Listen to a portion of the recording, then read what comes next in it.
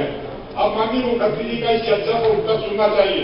मेरा सदस्यों से अनुरोध है इस महत्वपूर्ण चर्चा को पूर्ण करने में सहयोग करें। और सज्जन जी, विजय लक्ष्मी जी, एक सेकंड, मुझे ऐसा लगता है कि आपको हर कोई विषय में बोलने की जरूरत है, तो आप 10 तय करा करके यहाँ आ जाइए ना, कोई दिक्कत नहीं आई।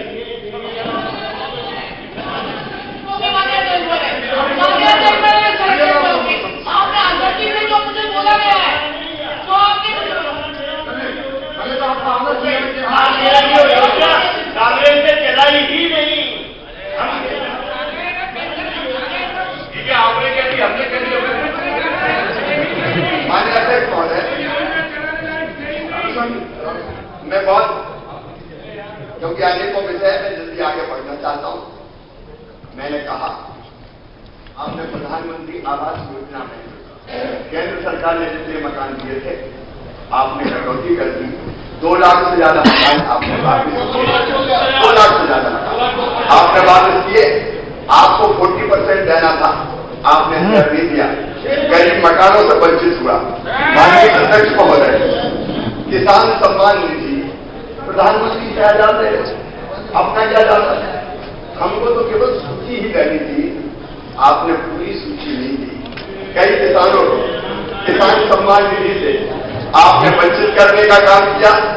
और माननीय अध्यक्ष महोदय, एक बात और अंत में जो आपसे हुई वो कहा जाते थे कैसे नहीं सुनोगे, करना ही पड़ेगा। कई जगह तो कार्यकर्ता ही कलेक्टर के दरवाजों में लात मार कर घुस जाते थे, हमारी सरकार है, वो ठीक नहीं होता। और इसके माननीय अध्यक्ष महोदय, सरकार हमने नहीं गिराई, सरकार हमने नहीं गिराई, हम तो चुपचाप अपना काम कर रहे थे। सरकार गिराई उस अहंकार के कारण, जब आपने इंडिया जी के ऊपर राहुल गांधी को उतर जाओ सड़क पे, आपको सम्मान को चोट पहुंचाई, तब परेशान होके आपके जो कल साथी थे, जो आज हमारे मित्र है, आपको छोड़ के आए। इसलिए सरकार और दूसरी बात कही जा चुकी है, लेकिन मैं और निकाल करना चाहता हूं, कोई मेहरबानी करिए। जनादेश हमने प्राप्त किया, उपचुनाव लड़े और उपचुनाव लड़के पहले प्रोग्राम कितने वोटों से जीते थे, है कि नहीं? 10,000 शराब कितने से जीते, 64,000 से, कुल मिला कितने से जीते थे, 54,000 से, वो कितने से जीते, 45,000 से जीते, ये बैठे जल्दी गाँव कितने से जीते, और ये कुटुंब कितने से जीते भैया बता दो, 34,000 से 52,000 मैं इससे कहता हूं माननीय अध्यक्ष महोदय, अगर आपके काम पवित्र होते हैं, 20,000 से जीते, 30,000 अगर मैंने इसलिए कह रहा हूं कि आपके काम ठीक होते तो इस घटना के बाद कि आपकी सरकार गिरा के लोग इधर आ गए, जनता पूरी तरह से हमको पराजित करती, लेकिन भारी बहुमत से जीत के जनादेश प्राप्त करके फिर हमने ये सरकार बनाई। और इसलिए कहना गलत,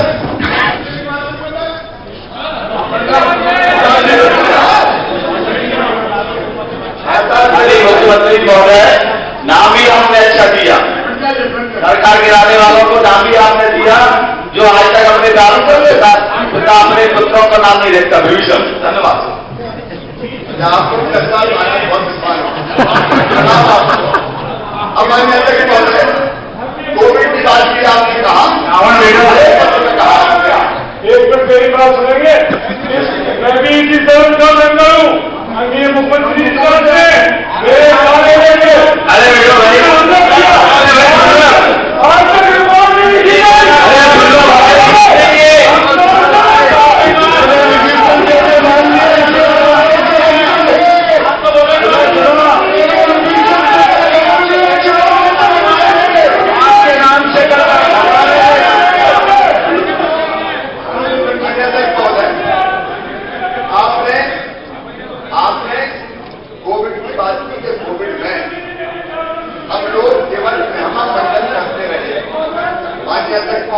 माननीय अध्यक्ष महोदय, मेरी प्रार्थना सुनना पड़ेगी, ये मेरी नहीं पूरे सदन की भी है। मेरे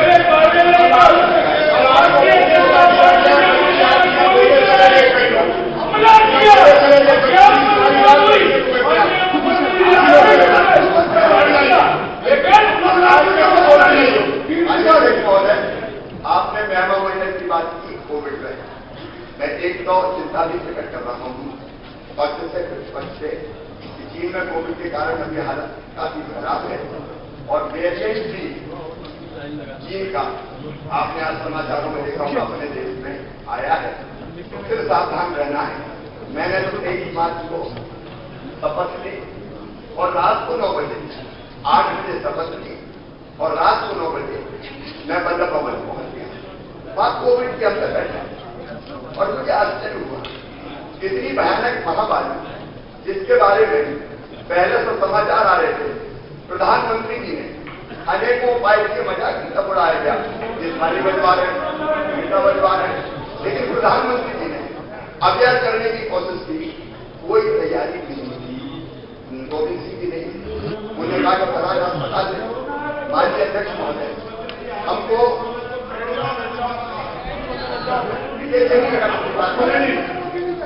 माननीय अध्यक्ष महोदय दिनों रात अगर दिल से कांग्रेस के मित्रों से भी पूछेंगे तो वो जो 2 साल इस बार जो सरकार चलाई उसमें 2.25 साल तो केवल कोविड से लड़ाई लड़ते ही गुजर गए। 550 मैंने बैठकी थी, 550 रोज परिपल हम करते और परिपल बैठक मैंने अस्पताल से भी नहीं छोड़ी।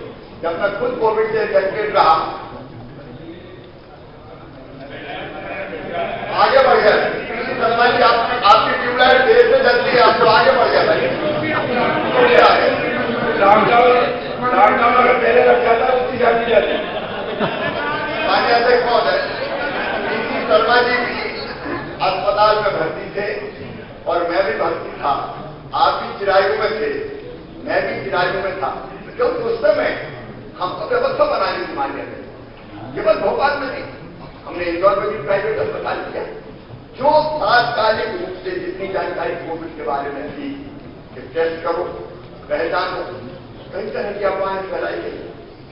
आपको पता है स्वास्थ्य कर्मियों के हमले पर कुछ समय हुए, समझा के बुझा के हमने सैंपल लेना प्रारंभ किया। उसके बाद उस मामले को आज तक संज्ञान में नहीं लिया गया। धन्यवाद अध्यक्ष महोदय। मेरा सिर्फ एक सवाल ये है, ये B4.7 नया जो वेरिएंट आ रहा है, इसके लिए हम क्या तैयारी करें, थोड़ा उसको उल्लेख करके, तो ये भी बड़ा खतरनाक है। धन्यवाद। सभी जगह को निर्देश दे दिए गए हैं, जनता को भी सलाह दी जा रही है कि भीड़ भरी जगह अब मास्क लगाना प्रारंभ करें, बूस्टर डोज वो लगवाने का काम करें और अब लगभग हर सप्ताह इनकी समीक्षा करेंगे। लेकिन मैं ये निवेदन कर रहा था कि उस समय दिनों रात एक ही काम था, हम टेस्ट करें, आइसोलेट करें, उनका इलाज करने का काम कर रहे हैं, उसके बहुत विस्तार में नहीं कहा। लेकिन उस समय जो उपाय समझ में आए सरकार ने पूरी शिद्दत के साथ किए। हमने क्राइसिस मैनेजमेंट कमेटियां बनाई। क्राइसिस मैनेजमेंट कमेटियों में केवल सरकारी अफसर और मंत्री नहीं थे, हमने पंचायत स्तर पर, ब्लॉक स्तर पर, जिला स्तर पर कमेटियां बना के जनता को इन्वॉल्व किया। जब ज्यादा लोगों को रखने की जरूरत पड़ी तो हमने कई जगह कोविड केयर सेंटर अन्य को स्थान पर बनाए, यहां तक कि ग्राम पंचायतों में बनाए, स्कूलों में बनाए, कोविड केयर सेंटर उसने भी काफी अच्छा काम किया। और जब दूसरा दौर आया जो महाभयानक था और सचमुच तो उसमें तो हम भी पूरी तरह से हिल गए थे, क्योंकि उस समय ऑक्सीजन की जो जरूरत थी, आप गंभीरता आपने भी उस समय महसूस की, क्योंकि जितने लोगों को ऑक्सीजन की जरूरत थी, ये सच था कि उतनी ऑक्सीजन की व्यवस्था हम लोगों के पास नहीं थी, क्योंकि कभी जरूरत वैसी पड़ी नहीं। लेकिन आप जानते उस समय हमने ऑक्सीजन एक्सप्रेस, प्रधानमंत्री जी को धन्यवाद देते हैं, ऑक्सीजन एक्सप्रेस चली, ट्रेनों टैंकर लाद के ऑक्सीजन प्रदेशों में लाए गए, हवाई जहाज से खाली टैंकर वापस भेजने का काम हुआ और दिनों रात लगभग 12 दिन मुझे कहते हुए मुझे मेहमामंडित नहीं होना, लेकिन दिन और रात सोए नहीं, केवल एक ही चिंता थी, क्योंकि जगह जगह ऐसे समाचार आते थे जब 1 घंटा की ऑक्सीजन, आधा घंटा की ऑक्सीजन, उस समय सांसें थम जाती थी माननीय अध्यक्ष महोदय।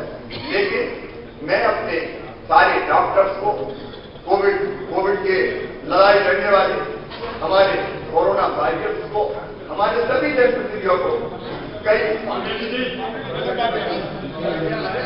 हमारे कई मित्रों ने उसमें मदद की। मैं उनको हृदय से धन्यवाद देता हूँ। मिलजुल के हमने कुछ दवाई करने की कोशिश की और दूसरी लहर पर भी हम काबू पाने में सफल हुए। पूरी शिद्दत से, पूरी ईमानदारी से कोविड की लड़ाई माननीय अध्यक्ष महोदय लड़ने का काम हम लोगों